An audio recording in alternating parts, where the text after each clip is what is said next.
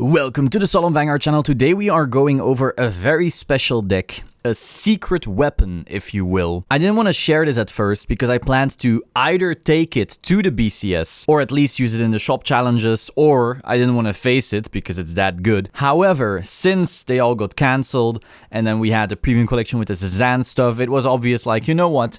It's strong right now, but I won't be able to fully use it, so I might as well just share it with everyone. It won't do any harm whatsoever. This is Caro Expo. The original idea was designed by Sean Ko. So Sean Ko, together with Dominic Kwan, after that, they started making it better and better. Like, the original idea was Sean's, Dominic helped a little, and then he spoke to me about it. We spoke hard and long about it, like trying to theory craft, and so I added my own spin on it, which I think is a bit more stable, a bit less greedy maybe, and that's what I like, you know. I don't like a deck that's all in on the greed. I like a very versatile type of deck. And so yeah, it's not your typical Riviere deck, it's not your typical Melody deck, it's something else entirely, and let's go over that. So when you think about this deck, I want you to think about it like a Yu-Gi-Oh deck. You are working with multiple engines which all help each other. You're not just playing one total elemental hero deck or something like that. You're not playing one single Bermuda deck. You are playing a Bermuda deck with various engines that work together and that are lean. So I'll show you the first engine, which is extremely powerful, and that's the Riviere engine. So you notice we have 4 Tra, and then we also have 3 Riviere. Now notice how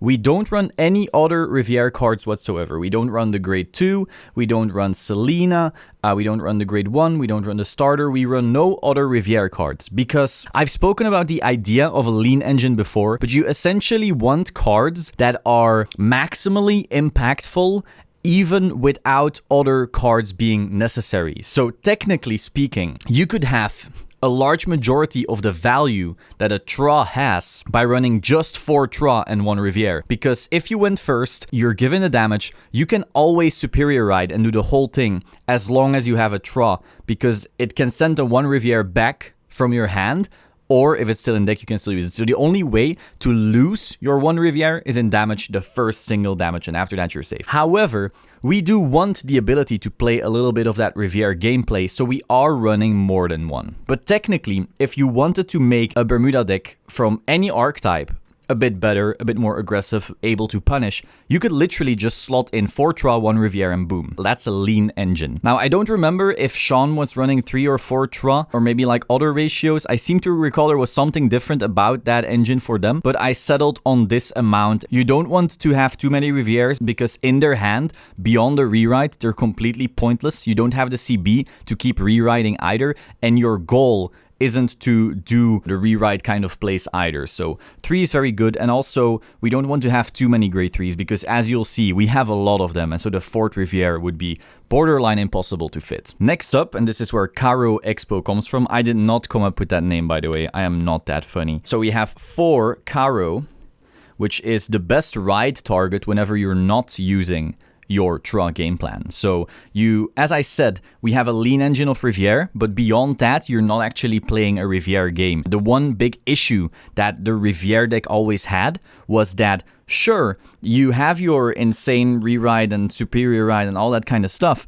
but your entire deck is filled to the brim with cards that do that one thing, and when that one thing doesn't go right, you lose. You have nothing else.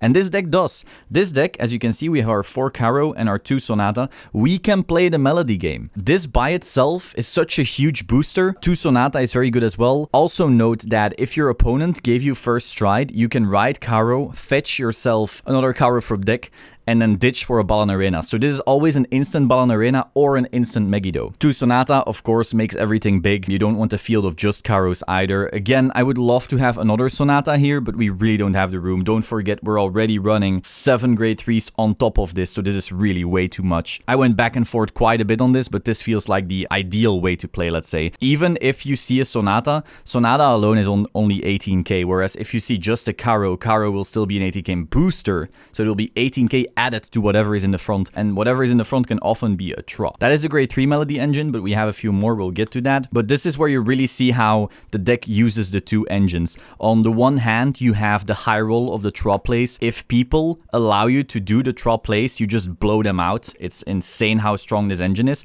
But then if you're forced to play a normal game, regular Riviere can become too fair, and that's where you use melody to really push yourself over the edge, slightly higher ceiling. This is also why in a mirror between two Rivieres, the one using this list will very often win.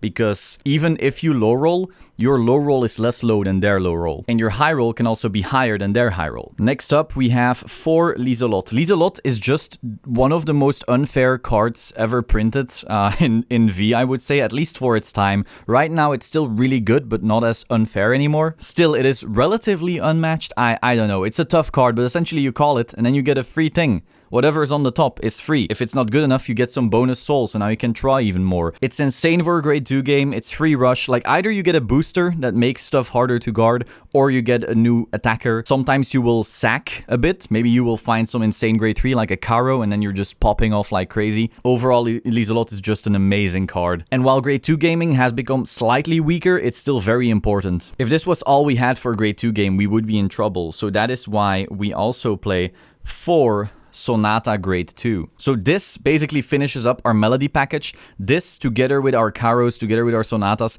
makes it so we can push out some insane damage even when we're not playing the Riviere game. Even when we somehow didn't get that. Remember, the regular Riviere game needs to see their turn 1, the double grade 1 into the grade 2, maybe a Selena. You know, Selena is kind of the high roll, but even if you don't see the Selena and you don't see the grade 1 little ride cheat, that makes it so you lose so much advantage and you're running like, what, 8, 12 dead cards? That is awful. So instead, we have this very lean engine. We can still play the Riviere game, but then when we don't, we have an insane grade 2 game, an insane grade 3 ride-up, and an insane stride turn. Because don't forget, we can play the Melody one-shot kind of thing that we saw in Standard. Remember, back when Melody was super strong in Standard, the reason that it was so strong was they had their Lisalotte for insane grade 2 turns, and then they followed that up, riding up a Sonata or a Caro, building up a full Melody field, and then just bashing with Force 2, and people would die then and there. That's why it was so insane.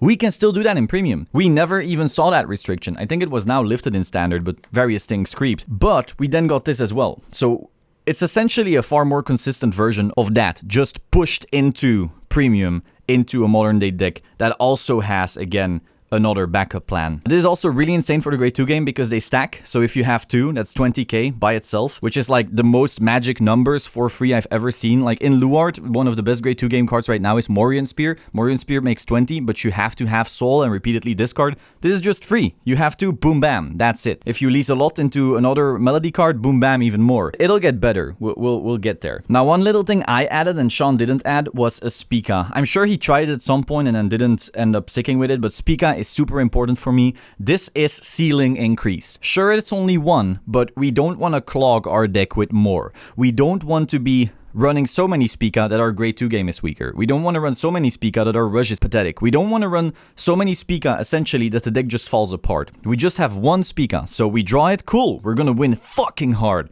We don't draw it, okay, the deck is still really, really great. So the things you can do with Spica, first of all, you can just bounce back Melody stuff, right? So if you have a bunch of Melody cards, you have maybe your Sonata, Sonata swings, Spica bounces back, calls it again, and so forth. There's a bunch of little plays you can do that makes this a really insane extender in the Melody playstyle. However, it's also an extender in the Riviere playstyle. So no matter which side of the deck you're forced into, depending on what the situation is giving you, depending on the opponent's deck and so forth, Spica will always extend because Spica can also bounce back Tra. So you are able to have Tra, Vanguard, something, do your Tra, Spica, restand it, well, recall it, swing with it again, Vanguard, restand it again. And so this will extend no matter which kind of turn you're doing. So this is insane on a Tirua turn, this is insane on a Shandy turn, this is insane on all kinds of turns. It will extend no matter which side of the deck you're on right now. But again, you don't want to have multiples of this because then you can't have a good grade 2 game. You don't want to get rushed on your 9k. body. You don't have the CB even to have multiples. You could argue maybe cutting like one Sonata for it, but again, you really want to see 2 of this in ideal situation because then they're 20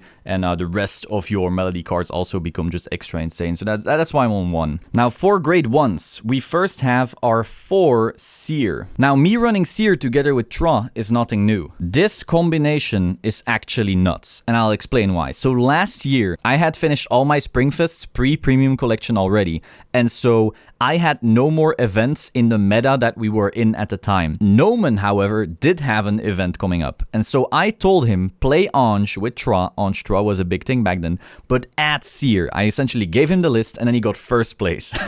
I think he went undefeated all day or something insane, but essentially this combination is nuts, and we've known that for a long time. So of course, when Sean told me, like, oh, I play Tra together with Melody, I was like, yes, because I can run my Seer with Tra again, my babies. Because once people catch on to the fact that you're running Tra, they will damage deny you. They will just pass turn because they don't want you to Tra and just instantly enter life. And you get why, right? However, that also means you cannot call any rear guards to punish them, because the second you call a rear guard, they attack it, now they can damage deny you and still get drive checks. Whereas in an ideal world, you want to be able to have multiple lanes and bash them in the face whilst they're still forced to pass turn because they know a truck could ruin them. Now, alternatively, if they just give you damage on a cool and you just go off. But against opponents that do try to deny the Tra, you can punish those opponents because now you can have multiple lanes that they cannot attack. They have to attack Vanguard, which means they give you damage, which means they Tra. If they don't attack Vanguard, they don't get any drive checks because they can't attack rearguard because Seer says that rearguards in the same lane cannot be attacked. So back then in the Ange list, I already put this in without any melody units. This thing could not plus. This thing could only punish people. But now, it can plus and punish people. So that's what's so insane about it. You Soul Blast, you check top 7, you look for a free melody unit. Could unbrick even, because it can also search grade 2s in melody. It is not limited to grade 3s, which is nuts. So if you call it on turn 1, you can find your grade 2 right target. If you call it later, you can do whatever. This thing does need a grade 3 in hand, but because we're running so many, we will always have grade 3s in hand. That's never really an issue. And so yeah, because of this card, we can rush like so hard. We can just bash them in the face. And if they give us a damage, they're getting trod. They can't attack our rear guards. This also makes it so once you have 2 of these Sonatas, which become 20k by themselves and just insane, once you have those 2, they can't snipe him either because of the Seer. Another cool thing is that if you find this of Lisalotte, it will still work. So Lisalotte pluses you 1 to your field, and then it can plus you 1 to your hand on top of that, if you do, you know, that lucky little stack. But you know, the more opportunity you have to high roll, the better, because then you have more opportunities to do blowout wins. Even when you don't high roll, because again, this is a very consistent deck, you will still have a great game, but just you have extra opportunities to high roll because of Lisalotte, because of various other things. Next up, arguably the weakest part of the deck, the other grade 1s. So we have 4 Steza. Now, Steza is like, it's a pretty old card, you know, it's from the first V lane, and back then it wasn't that insane either. However, you just want to be drawing into your far better pieces, which are your grade 2s or grade 3s, and also, if you were to Aurora on turn 1 and get rid of one of your grade 3s, which is almost always because of how many you run, she can then send it back for a CB1 and you draw 2. So you can plus quite a bit of it, and you can also dig for your far better pieces. You can dig for your draw, and that's just always helpful. Again, Aurora does the same thing, but then with the high roll of if you have an Aurora and a Steza, and Aurora then ditches your grade 3, Steza sends it back and you draw 2, that's really, really good. Now, do note that if you do this little thing, that costs a CB, and you don't want to be damage denying yourself either. So you do have to be a little bit mindful of the matchup you're playing, of the type of opponent you're playing. But overall, having the option is really great. Also 10k shield, because we are running quite some grade 3s, we don't want to be running too many 5k shield grade 1s either, because this is basically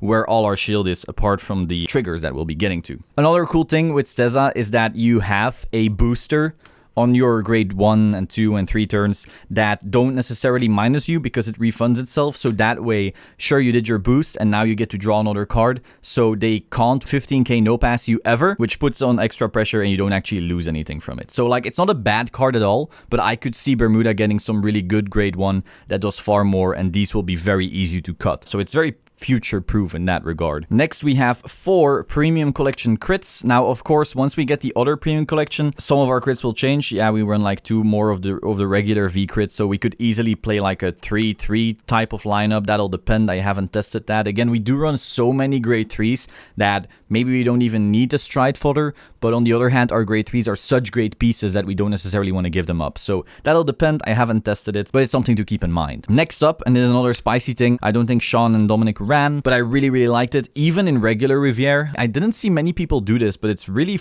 insane. It's 1 Crook. So Crook, again, is the same idea as Spica. It's another attack extender that works with everything we do. So this is essentially our second copy of Spica without taking up main deck slots, and it creates an extra attack. So it can bounce back your Tra before popping off, so you could do something like this.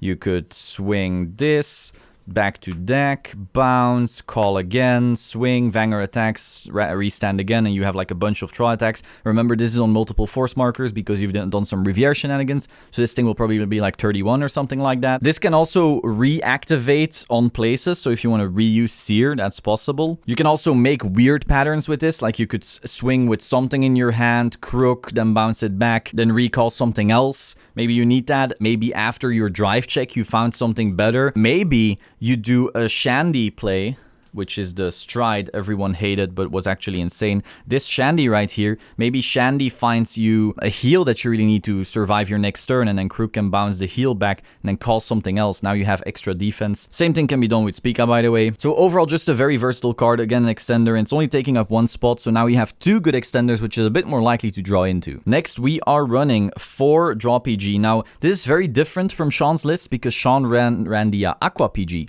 So he really likes the extra PGs that gives, the higher shield because of 15k crits. However, I don't like having so little hand. This deck requires its pieces, and so I just enjoy hitting draws both defensively, both offensively. Tirua also requires you to have some cards to send away. For that reason, we also run this draw. So we're running 5 draws because I did notice not having draws makes it into a pure rush deck. That's not really my style. I really enjoy to have control over the game, essentially, and I felt we had far more control when also having a slightly bigger hand. So then we had our 4 V heals. Of course, we want to be able to heal. We want to be able to G-guard, like I said. With Spica and Crook, if we find these of a Shandy, we can bounce them back to hand. And then we have our starter, just a V starter. It's foil, by the way. Oh, gorgeous. Getting a quick shield is way too good. Getting a draw is way too good. Getting soul is way too good. Like, these V starters creeped out all the G starters except for like Grenache, the Hoopy Hoop and the Cat in Boots from Pale Moon. So apart from those, they creeped out all the G starters, which is insane to me. And I think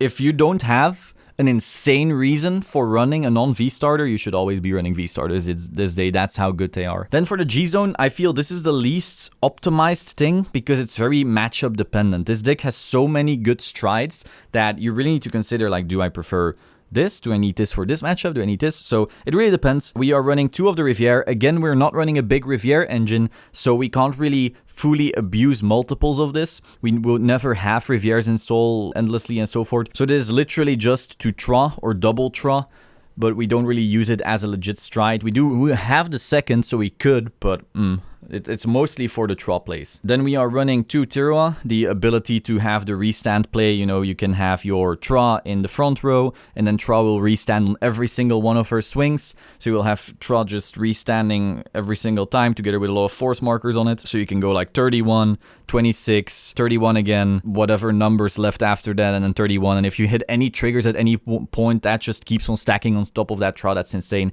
That's a play the Riviere deck already could do, and we can do it as well without running the gigantic package and full, like, it's so bricky. I hated playing Riviere because you played so many bad cards just to do one unfair thing, and you could do like 80% of the unfair thing without running the bad cards. Next up, Shandy. This card is much better in this deck than in the Riviere deck because we have way more good targets. You know, if you're playing pure Riviere and you go this, okay, you can find Tra and Selena, and that's it. In this deck, you can find your Tra, you can find your Lisalotte, you can find your heal, which you can bounce with Spica and Crook, you can find your Spica and Crook, you can find all of your melody cards. So, you know, there's a lot of good things this card can find. It's a very good first stride in this deck, unlike in the Riviere deck where it's, you know, alright. And of course, you also have multi-attack. Like, even if you already have good pieces, you can swing with the good pieces first, swing with this, create new good pieces, and then those good pieces attack again. This deck isn't afraid of losing good pieces because we run far more, whereas the Riviere deck literally has 4 Tra, maybe Selena, and that's it. You may think, oh, this whole video is him talking shit on Riviere, and like, no, I'm just a big fan of lean engines. If I can play a lean engine in any deck, I will do it, because it's just usually that good. Next up, Megiddo, or well, Mugido in this regard. This card is really good with Riviere, so we don't fully utilize this like Riviere does. If you don't know, a Megiddo turn in Riviere will often be 4 Tra, 1 Selena, and then you need to have a lot of soul. You need to swing with all the Tras, swing with the Selena, swing with Megiddo. All the Tras restand. The Selena also bounces back, make sure she's not the one in the force marker, and basically you cycle all your Tras and your Selenas through that force marker twice, and if you have the soul for it, it's extremely lethal. However, you need to have more Rivieres because you want to have your ultimate stride fodder. You need to have a lot of soul, which you don't necessarily have if you don't run the Riviere package with Selena and so forth. So this deck has a slightly worse Riviere Megiddo turn, but we do have the Melody Megiddo turn. So we can still do like all the Riviere stuff if you want with some Tross, but we are also able to do some Sonata plays and cycle those through. But it is like a tiny bit weaker. Still, it's very good. We can still do the Riviere play just without Selena. However, on the flip side, if a Riviere Megiddo turn does not have the 4 Tra, it cannot use the 2 Selena all that well because of the bounce back. If you've played the deck, you know what I'm talking about. Whereas here, you can have however many Tras you have, but all your Melody units are also just good. So it's like its low roll is better, but its high roll is slightly worse when it comes to a Riviere Megiddo turn. Then we have one of this, the Ange thing. If we're that afraid of lock, I guess we can. I also just like the art. Again, I'm sure we could slightly optimize this G-zone to be a bit better, maybe some more G-guard options. I don't really know. There's some things we could do to make this better, but so far I haven't really had complaints. But I'm sure if I put like 100 extra games into this deck, we could have a slightly better G-zone. Now, one thing that is really important to me is the Amorous. Now, Amorous is something I instantly put into Riviere and I didn't see at first. I'm sure people started doing it after a while, but essentially you call a lot of things to rearguard early, but then after that you want to start calling better things to rearguard. So you may notice like, hey, I called this Lisalotte, and then that Lisalotte found like a trigger. Oh, now I need to call a Tra over that, and it feels really bad. Or like you want to call something over a Seer because that Seer was great in the grade 2 game, not so great right now. You would like to have it as shield, you know. And so when you're doing a stride turn, especially when you don't have CB, this can happen very often when you did the superior ride with Tra. Now you don't have the CB because they were like very afraid to shandy them or something like that. You will often have your first vanilla stride. And that is when Amorous is really great, because you basically take back your cards from the early game that you no longer want. They can now serve as shield, and then you can call your actual good pieces after that. Or if your Lisalotte found something very good like a heal or a draw PG, this will also give that back to you. You can also reuse your Seer. Let's say you're bricking a bit. You already used the Seer, you found one good piece. Now you can reuse that Seer because of her, find another good piece, and maybe you pop off that way. So very versatile. There is a version of this card that uses Soul Blast instead, and it's an act. It is good, but I don't want to lose the soul. This deck doesn't build soul like the Riviere deck, and so if we want to be able to use Tra, we don't want to be spending soul on this card. So there's the other card. I tried it. I didn't have the soul for it. This is fine. Then we have 2 Balarin. Balarin is insane in this deck. If you've seen the Harmony Melody deck that Team WCC used in the Springfest After Premium collection, they essentially use Balarin all the time, and this deck does the same thing. We still have all those melody plays that makes Balarin insane. We have the Force 2 plays if we're in that melody playstyle. We go into Balarin, which again is free because of Caro. We have quite some hand, not insane amounts, but you know, if you're breaking the important things, melody columns are so big that you're gonna, you know, deal damage regardless of what they do, unless they have PGs, and then your huge hand wouldn't matter anyway. So this card is very good in this deck. We're running 2 because once you get damage denied and you're not in the Riviere playstyle, this is basically the best thing you got, and so you want the ability to stride into this with your actual Caro, do your stuff. If they're then not dead, you can still go into it again for free. So having 2 is pretty nice. If you don't have the money for 2, you could play 1, but I think the regular VR or GR version is actually pretty cheap. Whatever. I like 2, but it's not super necessary. Then for G-Guards, and again, like you could argue maybe take out the Ange if you're not afraid of Link Joker or anything like that. But I do like the Ange to, again, the same thing as with Amorous, you might have a lot of pieces that you just want to grab back and remake your board for the situation, but you could cut the Ange for another G-Guard. So we have an Agleam. Any deck that has the room should be running an Agleam or a Ractome. It's just a free cycle, and who knows, maybe it will get you out of a tough situation, especially in this deck with so many grade 3s. Sometimes you're just clogged and you're like, damn, I'm not gonna live. G-Guard, Agleam, drop one of those grade 3s, get something way better. Then we have Leona, basically bring stuff to safety. Maybe you have like a Traw out and you know they'll start attacking it, just Leona it back. If Lisalotte found you something spicy, you Leona it back. If your Shandy found something spicy, you Leona it back. There's a lot of reasons to be using Leona. Then we have the opposite card is essentially Citron, so maybe you want to cheat something out in your opponent's turn. Maybe a Lisalotte that then has to find something. Maybe a Seer that then has to like tin for something out of deck. It's just a good card to have. It also creates 10k shield on it, so you may call like a grade 3 that was garbage shield turn into decent shield. And then the only actually good G-Guard that Bermuda has right now, we have 2 of this. This one gets pretty big if your hand is big, and our hand may be big with that shield. So sometimes we will have like a huge hand, but it will be all grade 3s, and then this just makes it so, okay, now at least those grade 3 amounts will still turn into legitimate shield. And then finally, of course, we are running Force 1s and Force 2s. You can go into both. Again, Force 1 is usually the thing you want to be going for, because the Traw playstyle is way better with this. If you're going to be doing any type of multi-attack with Spica, this is also very useful. However, if you're forced into the Melody playstyle, maybe you're being damage denied, maybe you didn't draw whatever you need and so forth, then you go into Force 2s, because sometimes you can literally just ride up and kill. Like you can literally just ride Caro, get another Caro, Sonata, just pop off like this and then bash them with the 3 lanes that are unguardable together with crits and just close out the game right there. Or they gave you the ride and stride. For whatever reason, you can ride Caro, go Balan Arena, together with all your Melody units and just pop off and kill them on Force 2. So that's an option, but usually you will be on the Force 1 with the Traw restands. So this was Caro Expo Solemn style, I suppose. So again, big shout out to Sean for making the original build of this, and then I did my spin on it. We spoke a lot about all the theory. He likes more of the aggressive playstyle. I want a little bit more control over what I'm going to do in my game. Both variants are very good, and if you didn't know, in Vision, I think Sean first got like top whatever in his qualifier, and then I think top 4 or top 2. I don't know. He topped back-to-back with Vision with this deck. Of course, his own build, which is more aggressive. Maybe that was the right call at the time. So yeah, let me know your thoughts in the comments down below. I really loved this deck. Like this video, subscribe to this channel, and I will see you soon. Ciao.